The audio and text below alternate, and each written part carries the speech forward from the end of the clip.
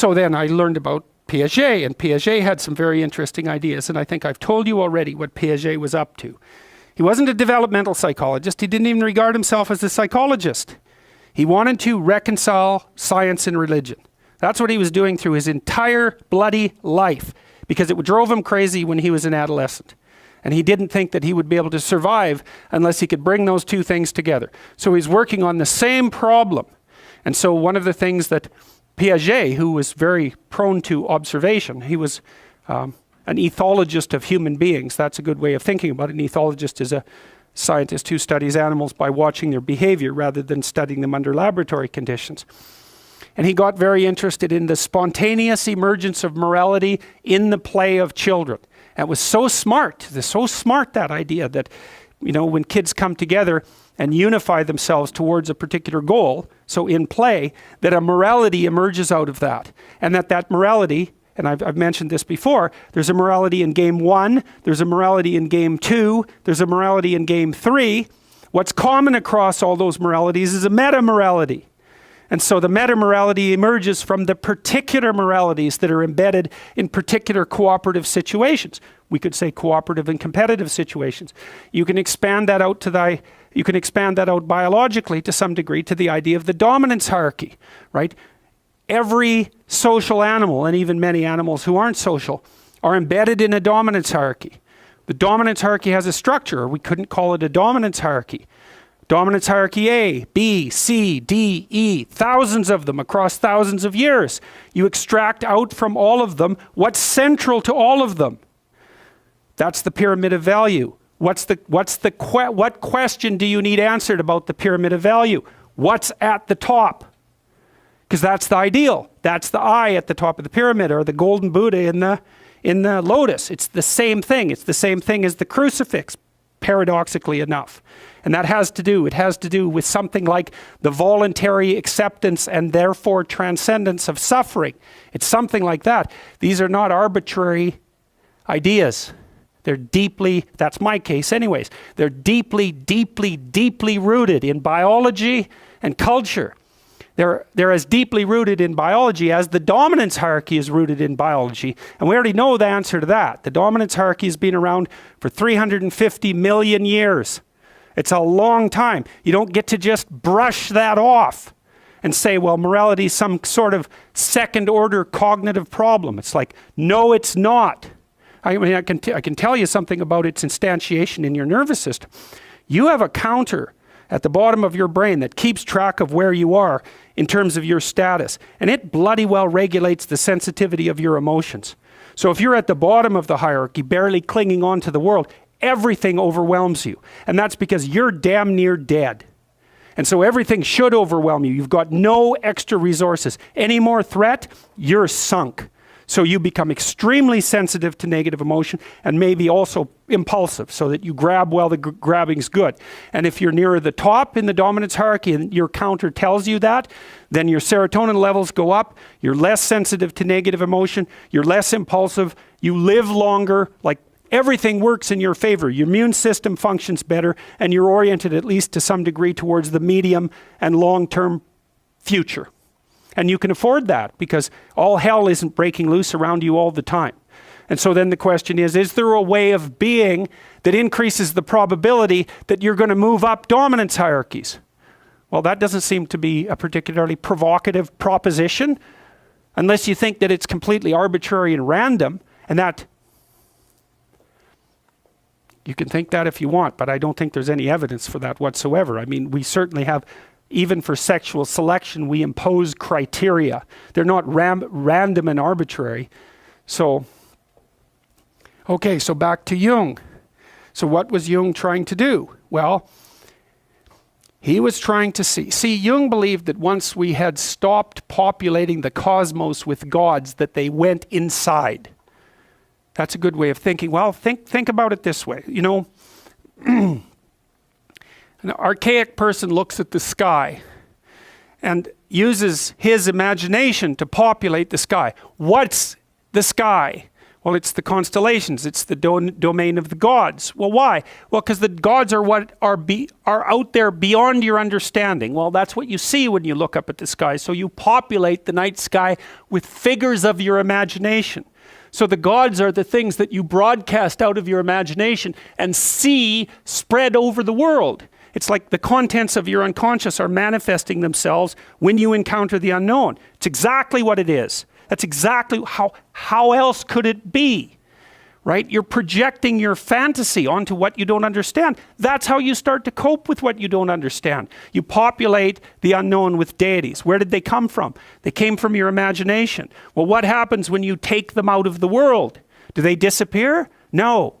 They just go back into your imagination. So that's where Jung dug down to find them. That's the same motif as rescuing your dead father or rescuing your father from the belly of the whale. It's the same idea, is that the corpses of the gods inhabit your imagination.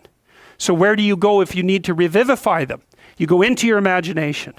And that's exactly what Jung did. And I mean, this is no secret. If you read Jung, he tells you that's what he did. He tells you that's why he did it. It's not an interpretation on my part. Well, so then the question is, what's down there? Is it just mess and catastrophe?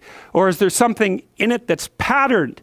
Well, Jung's proposition was that you rediscover the great archetypes that guide human being by investigating the structure of your imagination. When he thought about the imagination, in some sense, at least in part, as a manifestation of your biology. Well, yes. What else would it be? You know, when I told you that story about my nephew, I believe, right, about him running around as a knight and then going off to have a combat with the dwarves and the dragons. It's like, well, where did that come from?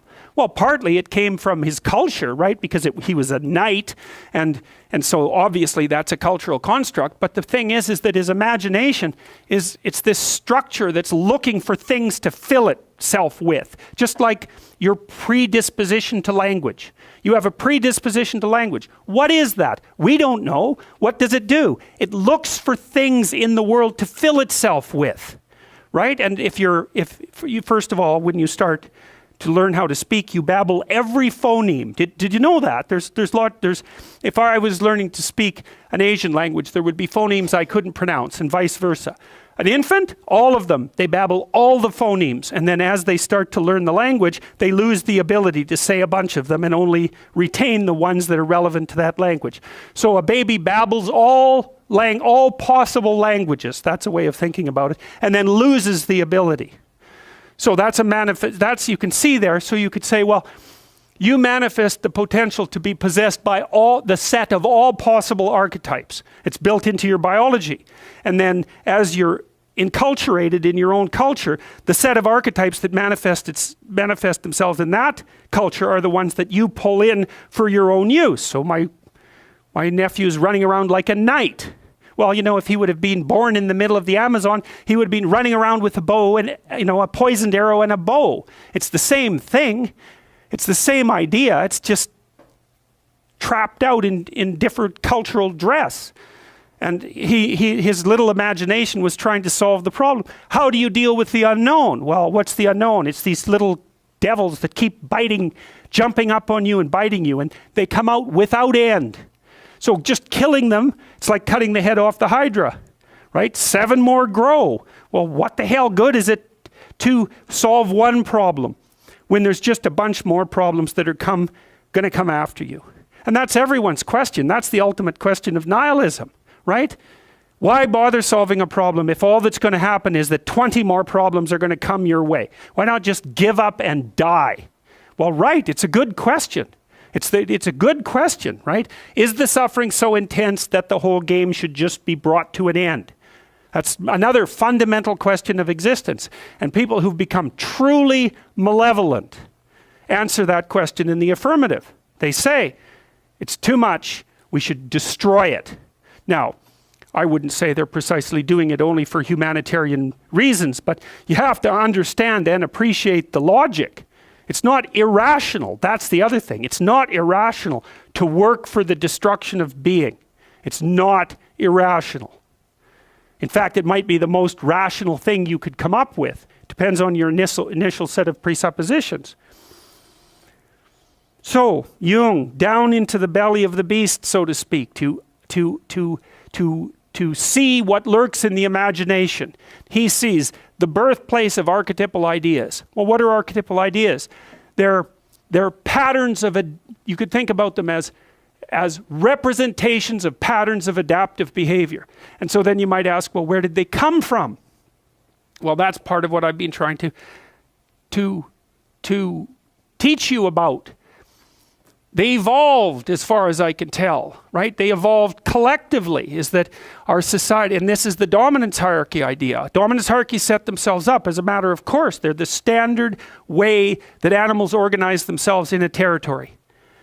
Well, okay, human beings are watching those dominance hierarchies since we became self-aware, thinking, what the hell are we up to?